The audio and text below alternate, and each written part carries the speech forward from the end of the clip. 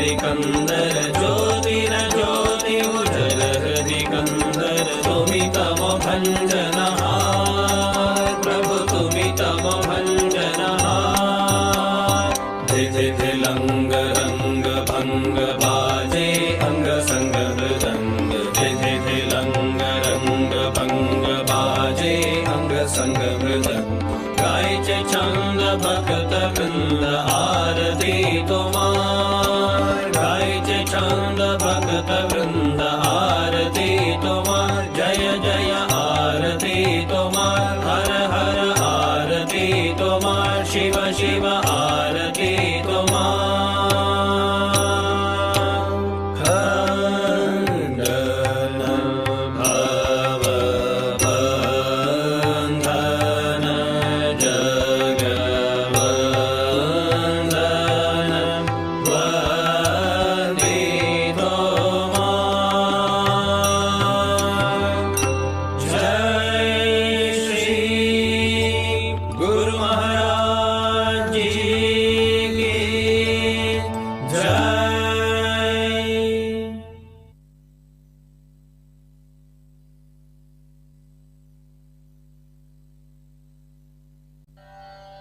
श्री गुरुभ्यो नमः। हरिः ओम्। सहनाववतु सहनौ भुनक्तु सह वीर्यं करवावहै तेजस्विनावधीतमस्तु मा विद्विषावहै। ॐ शान्ति शान्ति शान्तिः। हरिः ओम्। मेधा देवी जुषमाणा न आगाद्विश्वाची भद्रा सुमनस्यमाना त्वया जुष्टानुदमाना दुरुक्तान् बृहद्वदेम विदथे सुवीराः।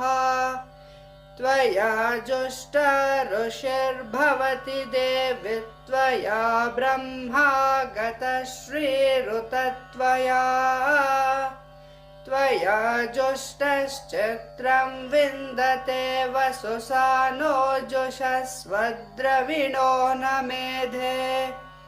मेधां म इन्द्रो ददातु मेधां देवी सरस्वती। मेधां मे अश्विना उभावाधत्तां पुष्करस्रजा। अप्सरासु च या मेधा गन्धर्वेषु च यन्मनः। दैवी मेधा सरस्वती सा मां मेधासुरभिर्जुषतोग स्वाहा। आमां मेधासुरभिर्विश्वरूपा हिरण्यवर्णा जगति जगम्या। ऊर्जस्वते पयसा पिन्वमाना सा मां मेधासुप्रतीका जुषन्ताम्।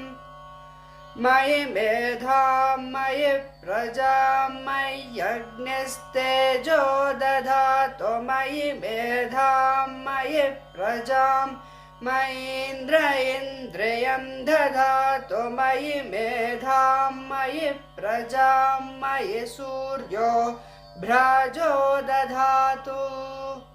ॐ शान्ति शान्ति शान्तिः। हरिः ॐ तत्सत्। ಶ್ರೀರಾಮಕೃಷ್ಣಾರ್ಪಣಮಸ್ತು. ಎಲ್ಲ ಎಡಗೈ ಮೇಲೆ ಬಲಗೈ ಇಟ್ಕೊಂಡು ಆ ಬೆನ್ನು ನೇರವಾಗಿರಬೇಕು. ಆ ಬೆನ್ನಿಗೆ ನಮ್ಮ ಬೆನ್ನು ಯಾವಾಗ ನೇರವಾಗಿರುತ್ತೆ ಅಂದರೆ ತಿಳ್ಕೊಂಬಿಡಿ, ಬೆನ್ನು ನೇರವಾಗಿರುತ್ತೆ ಅಂದರೆ ನೀವು ಸೋಂಬೇರಿಗಳಲ್ಲ ಅಂತ. ಸೋಂಬೇರ್ತನ ಇದ್ದಾಗ ನಾವು ನೆಟ್ಟಿಗಿರೋಕ್ಕಾಗೋದೇ ಇಲ್ಲ. ಅದರಲ್ಲೂ ಯಂಗ್ಸ್ಟರ್ಸ್ಗಳಿಗೆ ಎಲ್ಲ ಶಕ್ತಿ ಇರುತ್ತೆ. ಆ ಬೆನ್ನು ಗೂನ್ ಮಾಡಿಕೊಂಡು ಏಜ್ ಆಗೋಷ್ಟೊತ್ತಿಗೆ ಫುಲ್ಲು ಗೂನೆ ಆಗಿಬಿಟ್ಟಿರುತ್ತೆ.